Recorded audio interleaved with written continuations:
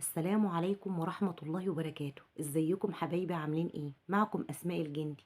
وتعالوا النهاردة نعمل احلى صينية فتة للعيد. ما هو العيد الاضحى ايه غير صينية فتة كده مصرية على اصولها، بطريقتنا الحلوة البسيطة اللي ما فيهاش اي افتكاسات. هتاخدي احلى شوية فتة مصرية. اول حاجة نبتدي نجيب العيش، يبقى اول خطوة تعمليها في تجهيز الفتة تجيبي العيش وتقطعيه، وبالسمنة البلدي تغلفيه، وفي قلب الفرن تحمصيه. دي اول خطوة. يبقى انا قطعت العيش معاكم كده، جبت معلقتين سمنة حلوين وغلفت بقى العيش كله. امسكي بقى غلفي العيش كويس جدا بالسمنة البلدي، وبعد كده تكوني محمية الفرن بتاعك وتدخلي العيش ده يتحمص كده على نار هادية، ومن حين لآخر تقلبيه علشان كله يتحمص وياخد القرمشة الحلوة دي. تمام. وهتشمي احلى ريحة عيش وهو بيتحمص كده بالسمنة البلدي. والخطوة دي مهمة جدا علشان تظبط لك صينية الفتة. تمام. يبقى انا قطعت العيش اهو يا جماعه، ونزلت عليه بالسمنه البلدي بتاعتي واغلفه كويس جدا، وادخله بقى الفرن زي ما انتوا شايفين كده. وانا بسم الله ما شاء الله كنت عامله كميه فته كبيره جدا. تمام. غلفنا بقى العيش كده، ندخله بقى الفرن يتحمص على نار هاديه، ومن حين لاخر نقلبه. تمام. نيجي بقى لاحلى شويه صلصه للفته بتاعتنا. معايا حله فاضيه على النار، ونزلت بشويه زيت ومعلقتين سمنه بلدي كده اهوت، وانزل بقى بالثوم بتاعي يتحمر، ياخد تحميره كده وتشم ريحته، ياخد تحميره. الدهب الفاتح ده ما تغمقهوش عشان ما يمررش معاكي. تمام. ننزل بقى بالثوم بتاعنا وشوحيه لحد ما ياخد اللون الذهبي الفاتح زي ما انتوا شايفين معايا كده. في الوقت ده محضره معايا ربع كوبايه خل. اول ما ياخد اللون المطلوب وتشم ريحته الحلوه دهيت، تروحي نازله عليه بربع كوبايه الخل. تمام.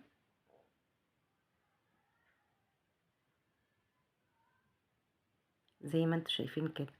ونسيب بقى يا جماعة الخل مع التوم كده يغلوا ثواني بسيطة خالص، وبعد كده بقى نضيف الإضافات التانية اللي انتوا هتشوفوها معايا دلوقتي. نزلت بقى بالخل بتاعي على التوم بعد ما خد اللون الذهبي الفاتح الحلو دهوت، وسيبوهم يبقبقوا شوية كده مع بعض. نكون بقى محضرين كمون وفلفل اسود وكزبرة ناشفة، ما تضيفيش اكتر من كده، ورشة سكر والملح ظبطيه. ننزل بالحاجات الحلوه كده هو يتحمصوا مع بعض ونشم الروائح الجميله. نكون محضرين الطماطم بتاعتنا، ونكون ضربينها في الخلاط ومصفيينها من القشر والبذور، وننزل بالحاجات الحلوه دي كلها كده. وبعد كده هوت يا جماعه نسيبهم بقى يتسبكوا كده هوت وياخدوا يدوا مع بعض لحد ما الميه بتاعتها تنشف خالص ويتقل قوامها، ونشوف هنعمل ايه بعد كده. تعالوا بقى نضيف لها إضافة بسيطة جدا هتخلي ريحتها يا جماعة تلم عليكم الناس من كتر ريحتها، وكل اللي يشمها هيجوع. هنضيف لها كام ورقة من ورق اللورة، بجد هيودوها في حتة تانية خالص وهيخلوها طعم وريحة في منتهى الجمال. قلبي بقى بعد إضافة الورق اللورة كده، وبعد كده غطيها وسيبيها على نار هادية جدا. تمام. وده يا جماعة شكلها بعد ما اتسبكت وتقل قوامها بقت بالشكل ده. طبعا ما ناخد بقى شوية شوربة كده هوت حلوين، علشان قوامها تقيل جدا. لازم يبقى قوامها متوسط، ولا هي تقيلة ولا هي خفيفة.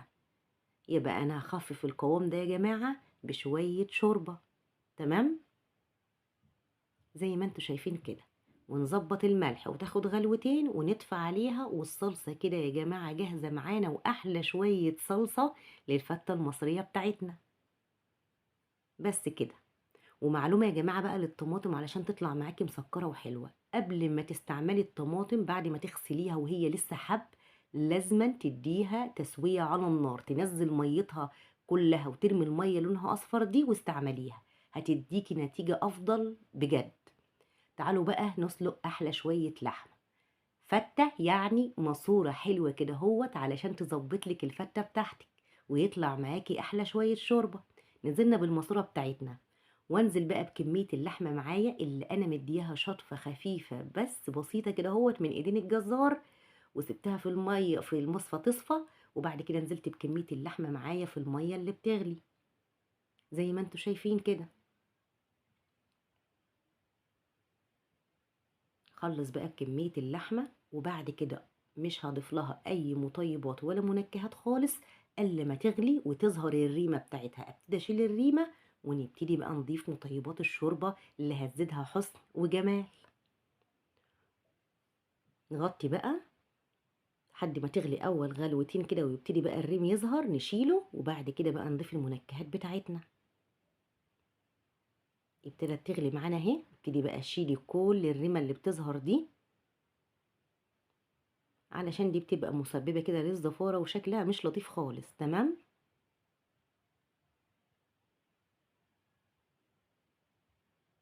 نشيل كل الريمة معانا كده اهوت.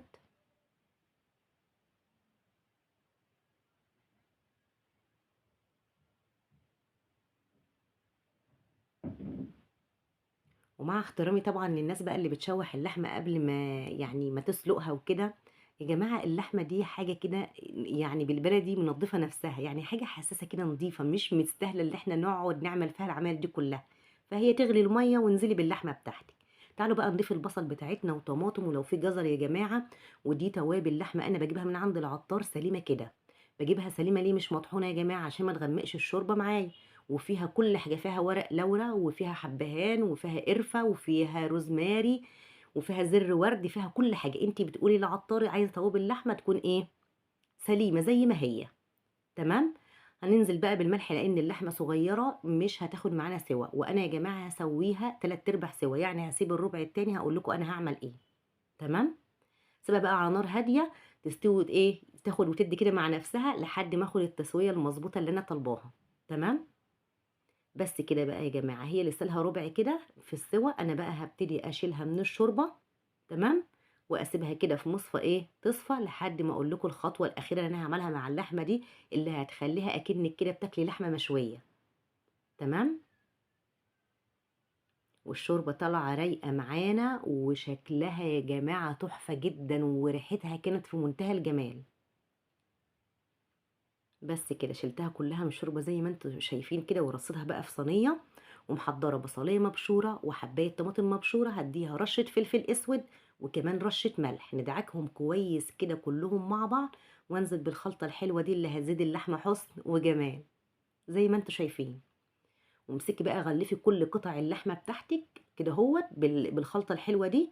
وبعد كده تكوني مولعه الفرن محمياه كده هوت، وتدخلي الصينيه دي بقى فين؟ في الفرن. بس ايه، لازم نديها بقى شوية سمنة بلدي كده عشان تتحمر فيها وتبقى شكلها وطعمها في منتهى الجمال. ننزل بقى بشوية سمنة بلدي حلوين كده اهوت. وغلفي بقى كل اللحمة بالخلطة اللي احنا بتاعت الطماطم وبتاعت البصل كده، ودخليها الفرن. نيجي بقى للرز بتاعنا بتاع الفتة، هننزل بشوية زيت، والزيت لازمته ايه؟ علشان يدي لمعة حلوة للرز ويبقى مفلفل مش معجن معاكي. وننزل بمعلقتين سمنة بلدي حلوين كده اهوت مع رز الفتة عايز سمنة بلدي. نسيبهم كده يسخنوا كويس، نكون غاسلين الرز بتاعنا ومصفيينه. وننزل بالرز بقى يا جماعة، وفي الوقت ده جنبي حلة اهو لو انتوا شايفينها فيها مية بتغلي. امشوا على الخطوات دي بجد هتاخدوا احلى نتيجة لاحلى صينية فتة.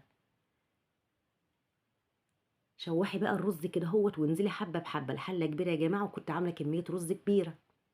يعني ننزل بحبة حبة كده من الرز عشان يتشوحوا والكل ايه ياخد من طعم السمنة زي ما انتوا شايفين. وغلفي بقى الرز على قد ما تقدري وشوحي لحد ما ايديك توجعي.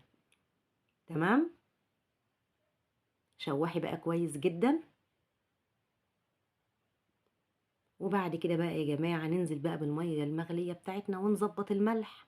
وده احلى شوية رز بقى هتاخديهم بنفس الطريقة. انا عايزة اقولكم يا جماعة مش هياخد منكم ثواني، يعني كل حكاية ممكن 15 دقيقة وتلاقي اكبر حلة رز استوت معاكي. لو انت ماشية بطريقة الرز كده بالطريقة اللي انا بعملها.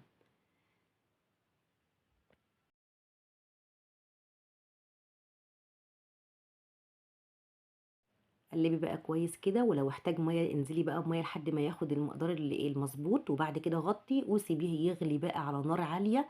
مجرد ما يتشرب من الميه هدي النار عليه خالص وبقى يسيبيه يكمل سوا براحته. وكده خلصنا الرز. نيجي بقى للمسه الاخيره بقى.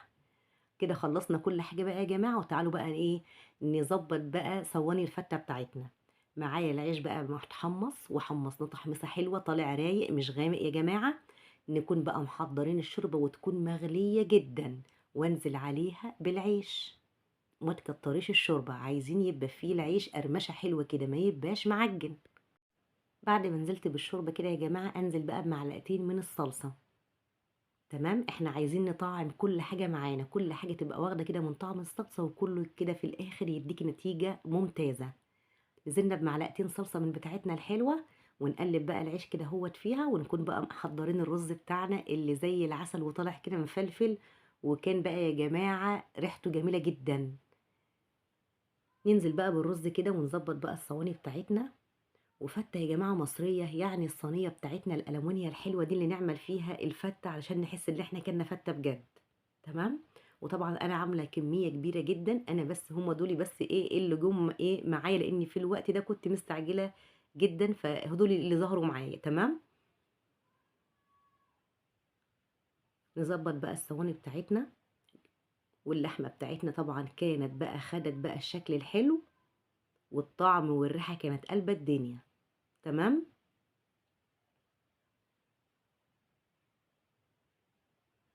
الرز اللهم بارك يا جماعة طالع مفلفل، وشكله في منتهى الجمال.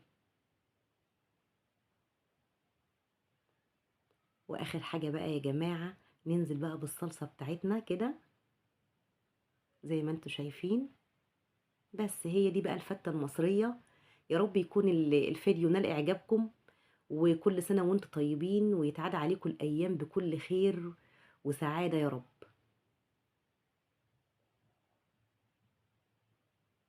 ظبط بقى الصواني بتاعتنا كده ونخليها بقى شكلها حلو. حاولت على قد ما اقدر اظبطها، بس برضو ايه كانت بتفلت مني حاجات كده.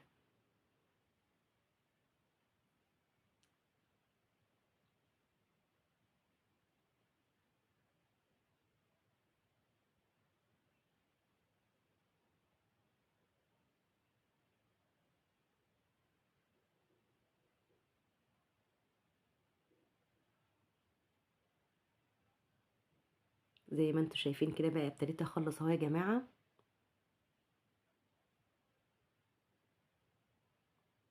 نبتدي بقى ننزل بقى بقطع اللحمة كده على الوش، وهي دي الفتة بقى بتاعتنا المصرية اللي مفيش أحلى ولا أجمل منها إن نفطر بها إيه، لا يوم الوقفة بقى لا يوم العيد الصبح، على حسب ما أنت متعودة تاكلها يوم الوقفة أو يوم العيد الصبح. تمام. واسيبكم كده بقى في رعاية الله، وكل سنة وانتم طيبين. وما تنسوش بقى اشتراك في القناة وتفعلوا الجرس عشان يوصلكم كل جديد، ولايك وشير للفيديو. والسلام عليكم ورحمة الله وبركاته.